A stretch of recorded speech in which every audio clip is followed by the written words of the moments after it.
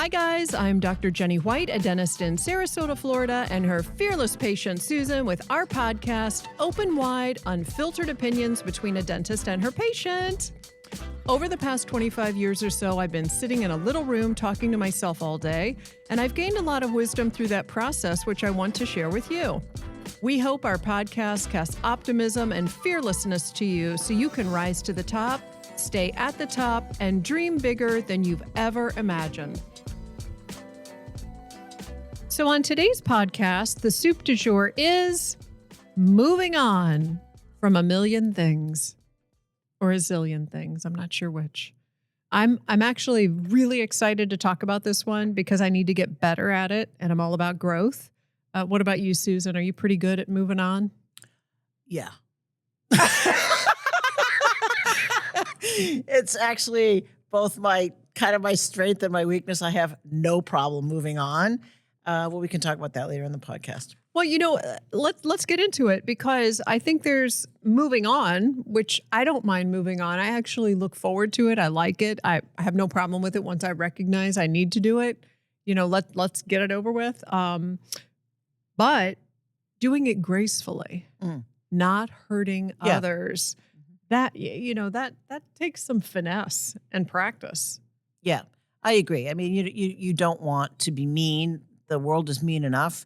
But you do want to be really clear about what your boundaries are. And when it looks like consistently they're being broken or being stepped on, then it's time to move on. But the way you do it is important, to your point. So are you a person that likes change? Because I'm thinking, here we are, two women in our mid-whatevers who don't mind moving on from things. So we must like change in our life if we don't mind moving on. Although I think for me, it's more about growth than it is change. Or maybe they're the same. I don't know if they're the same. I know you and I talked earlier about how you like to change things up in your home and you like to change things up in your garden. I'm not that person. I like to keep things pretty consistently. Once I get them to where I want them to be pretty consistent. So I'm not one to move furniture around, that kind of thing. I am one, however, who can jump on a plane at 4:00 this afternoon and go to Kenya. I mean, I am fine with moving, like going wherever like that. So change for me is great. I love change of scenery. I love change, just getting around and doing different things. But in my personal life, or in my home life, I should say, I really like to keep things sort of the way they are. So does that answer your question? That's interesting. Yeah. I don't know. I'm the opposite. Yeah. I don't want to jump on a plane at 4:00 today and go to Kenya. Right. I'm more of a planner for that. But in my home, let's change it up. Let's tear down the walls. Let's do the garden. Maybe it's because when I get home, I want it to be a sanctuary that is not changing, right? Because things around me change so much. Maybe that's it. I don't know. And the other thing that I'm picking up on is for you said when a boundary has been crossed multiple times by the same person or same situation, that's when you're inspired to change.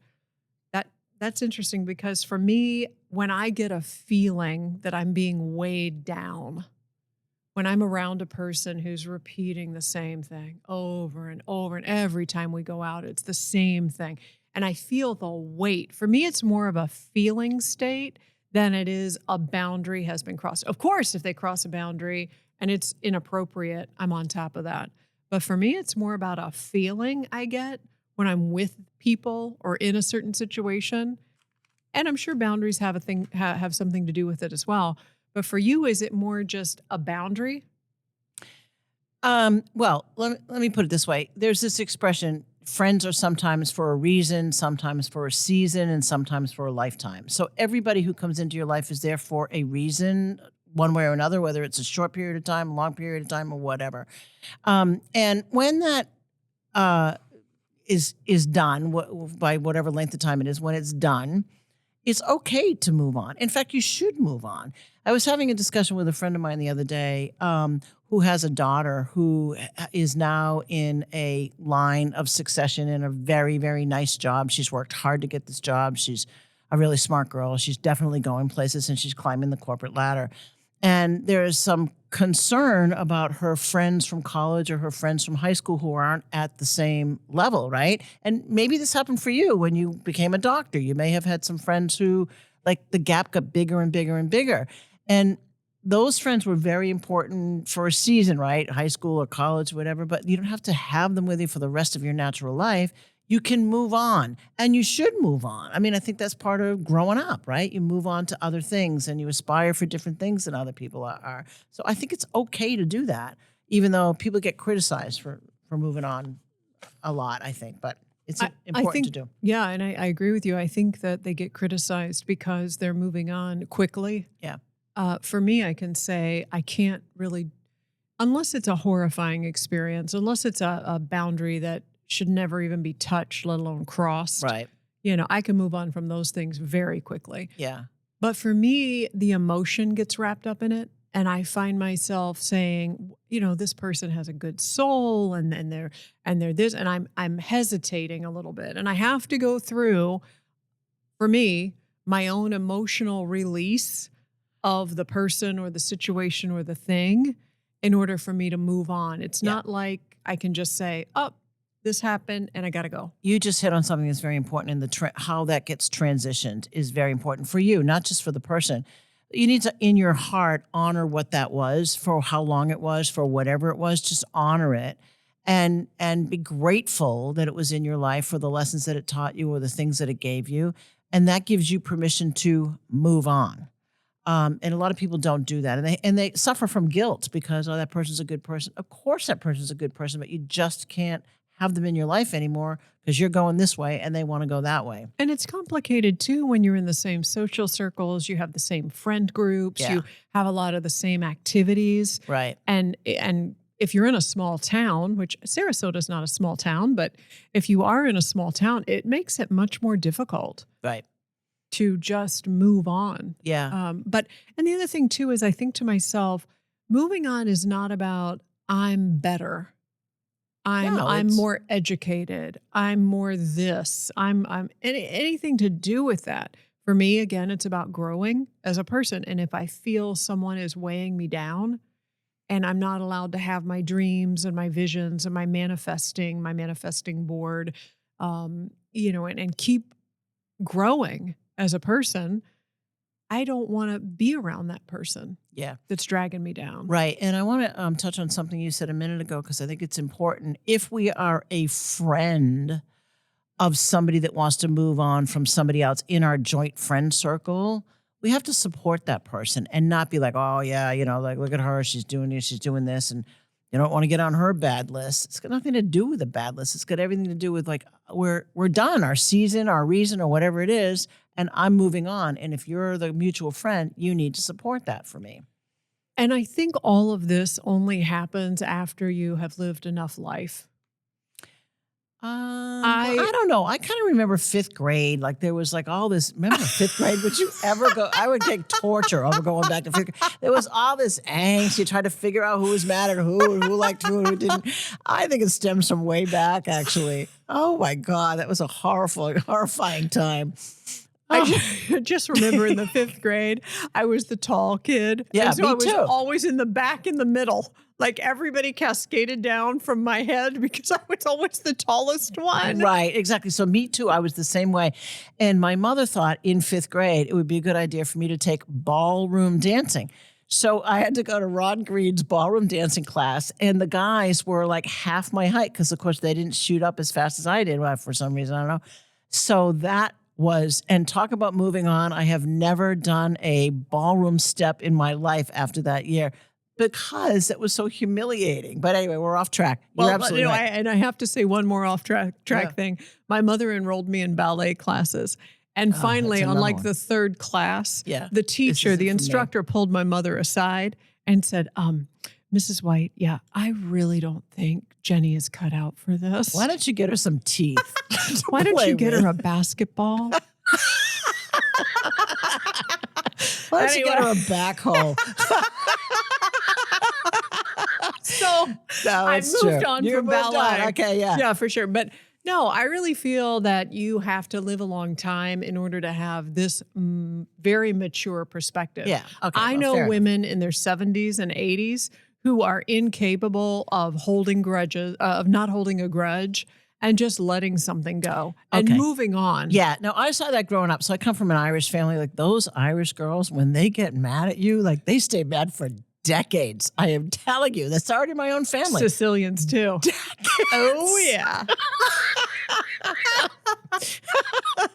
Oh my God. But anyway, I think, yeah, it's true. You have to have a life perspective in order to understand with kindness that I'm moving on. I want you to have the life you want to have. I'm going to have the life I want to have. But we honor what we had together for a season, a reason, or whatever it was. And deliver the message to the person as kindly and authentically and empathetically as you can. Yeah. Right. And don't get into the weeds when you're delivering that message. Yeah. When the person comes back and says, you know what, you did this and you did that and you, and you gotta take the high road. Yeah, it's true. You gotta stick with your little message and be gracious and realize you gotta do this for yourself. Do you have any examples, personal examples that you can think of, Susan, of something that you moved on from? Oh my God. I shouldn't end a sentence with a preposition, but I just did. Yeah, there's lots of, we talked in a previous podcast about toxic people, for example, that I actually had to move on from a family member. So yeah, I actually have a lot of experience of moving on, but I've always honored what it was for me, when it was for me. And that's what enables me to get to my next step in my journey, right? What is my next step in my journey? So yeah, I have a lot of examples, but they all have the same theme, that you recognize what it was for what it was, and you move to the direction you want to go in, and with joy in your heart that you had that experience with that person, even though you can't have it anymore for either good or bad reasons. I love the fact that you said the journey, your journey. What's the next step in your journey? And I continually say I'm growing. I want to grow. But life is a journey. We're all on a journey, and we're on a journey together. And like you said, reason, season, or lifetime. Yeah. Speaking of moving on, what do you say we move on to a wonderful, crisp cocktail? Okay. And today's drink is called Tequila Sunrise Relationship Sunset. Okay. Moving on. Cheers. Woo. Oh my. Oh my, that'll help you move on. That'll help you move to the floor. Okay. So just to pick up on, there are some signs that you that will tell you when you need to let go of somebody and move on from a relationship. Let's talk about what those 10 are. Well, and I had a question. What is in this fabulous drink? Oh, yeah, sorry. Well, tequila. Yes, and I know that. and a little bit more tequila. Tequila to represent the sunrise, and more tequila to represent the sunset. No, it's essentially just tequila and some sparkling water, San Pellegrino, lime, sparkling water, and ice.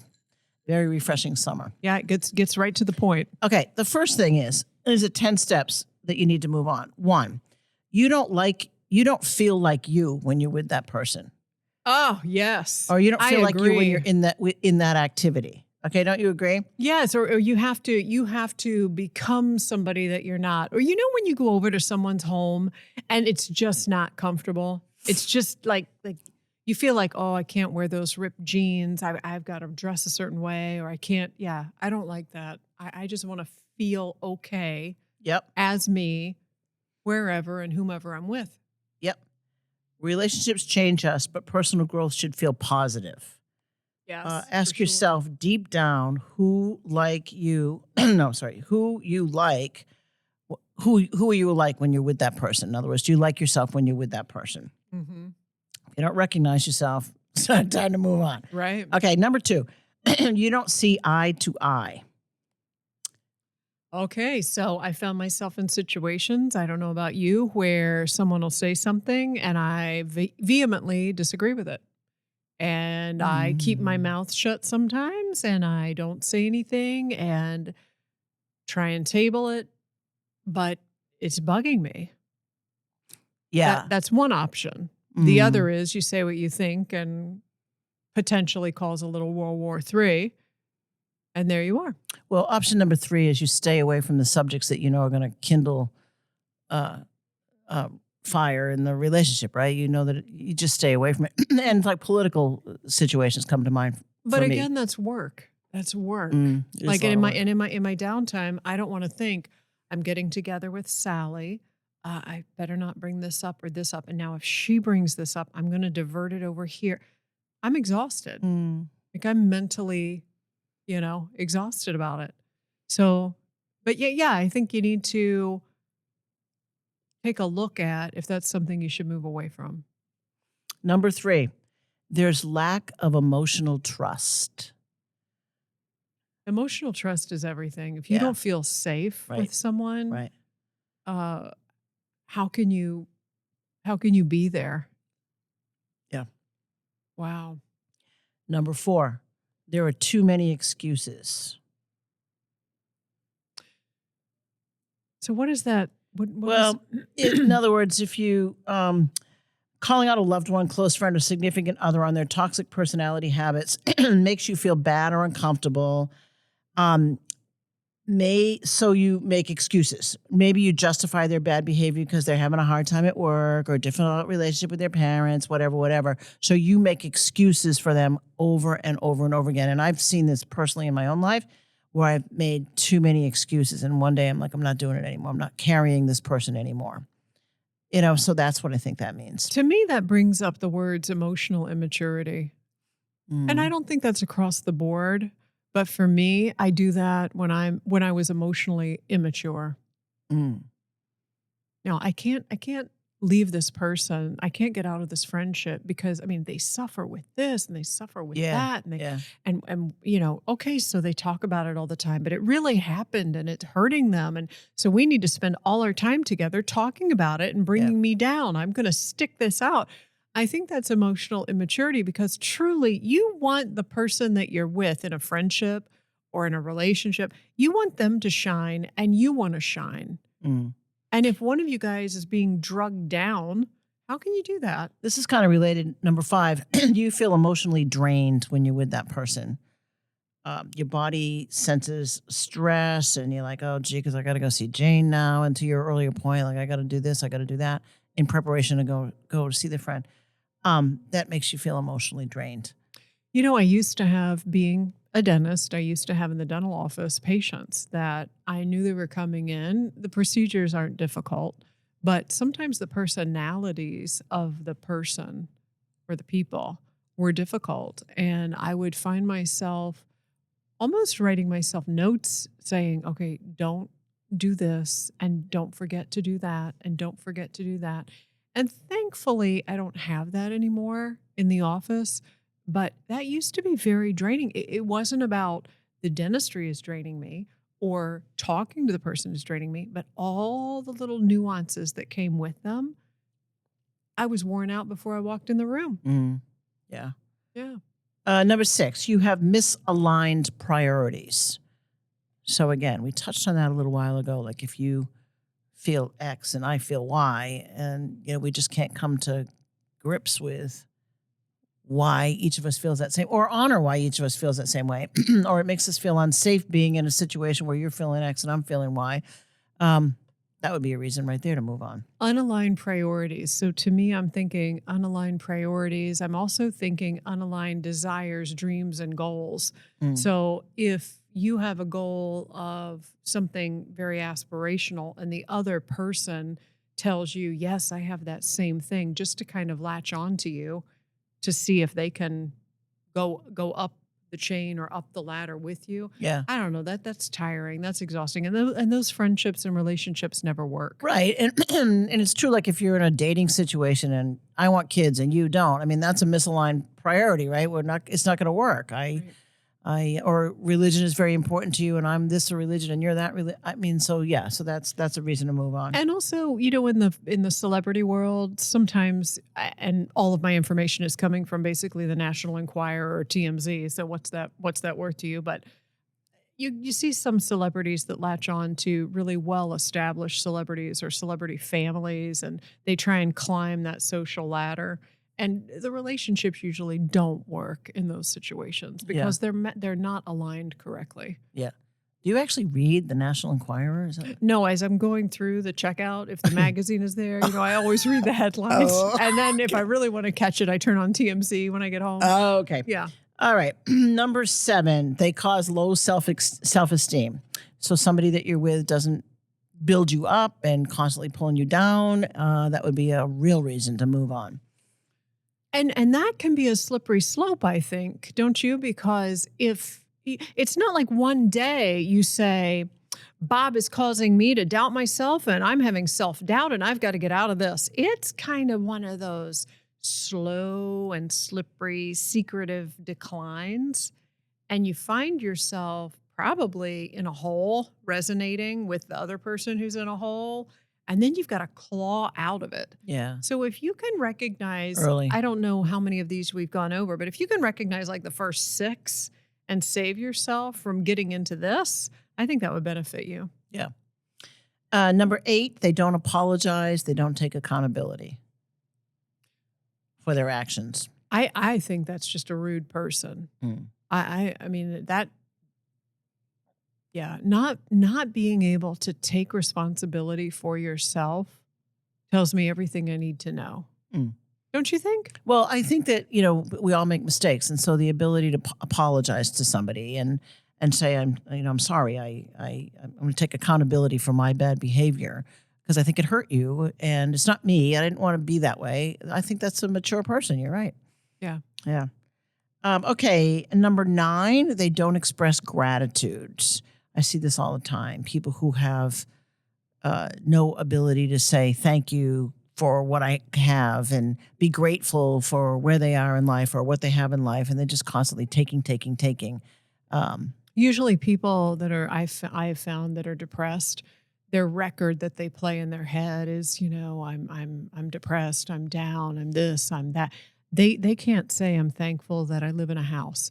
I'm thankful that I own a car. Right. I'm thankful that I have a paved road to drive on. Right. I'm thankful that I have a job. I'm thankful that I'm breathing. I'm thankful that I have air conditioning.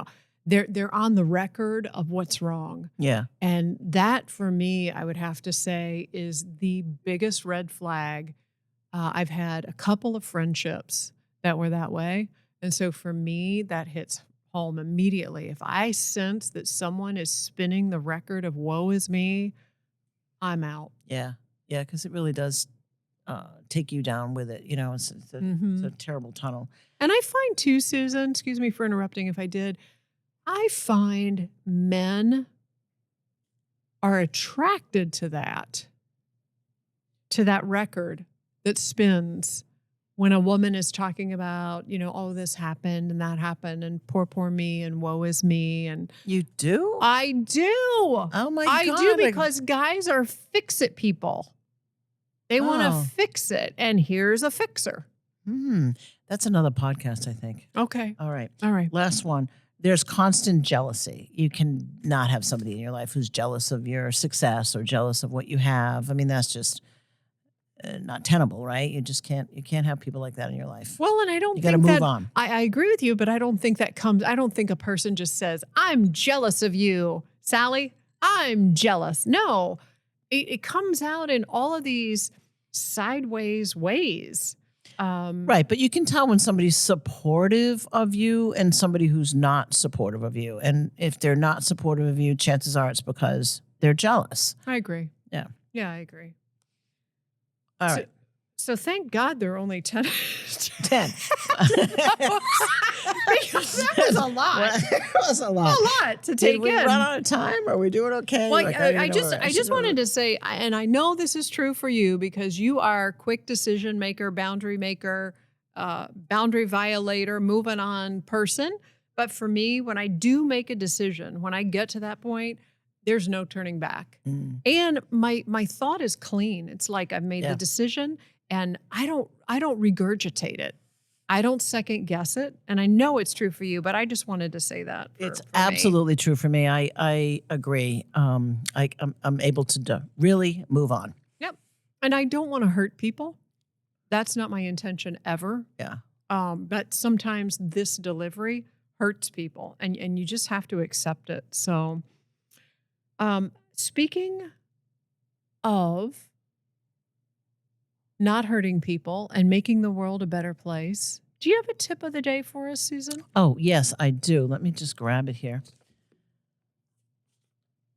All right. Do you ride horses? You're wondering, where is this tip going? Okay, I'm 6 feet tall. Okay, no. I don't like the earth I know, moving. but you're from West Virginia. I didn't know if you had to go to the grocery store on horseback or something. Anyway, did you know you could clean a dirty horse bit with toothpaste? Keeping with my toothpaste series here. And I don't even know what that means. The bit is the thing that goes in his mouth, and you can take, and I guess it gets gunky, as you can possibly imagine. And then you take it out and you clean it with toothpaste, right, and put it back in. Yeah, so I would imagine a bit. Horse teeth. Have you seen horse teeth? They're big, they're flat, they're ground down. How do you know this? Did you have to do? I've seen horses. I've seen their teeth in school. I notice people's teeth. I notice animals' teeth. Horses too? Llamas, goats. I've seen the teeth. Oh my God. I've even seen dolphin teeth. Anyway, I digress. So horses' teeth are big and white and flat and worn down. And that bit going in there is kind of like a metal mouth guard type of thing, I guess we could say. Mm-hmm. And so, yeah, I would imagine it gets pretty gnarly. Yeah. With those big chompers hitting it. Right. Well, the next time you're in looking a gift horse in the mouth, you can take the bit out with toothpaste that I know you have in your pocketbook at all times. You bet your bit. So in closing, don't be afraid to move on. Let's go. Do it gently, gracefully, considerably, all the while maintaining yourself to the best of your ability. We are all in this together, and I'd like to cheer to a healthy moving on. Here's to that. We thank you for listening and hope you enjoyed this podcast. If you did, please share this show with friends and family and subscribe to our YouTube channel. This way, you'll never miss weekly drops. Stay strong, dream big, and floss your teeth.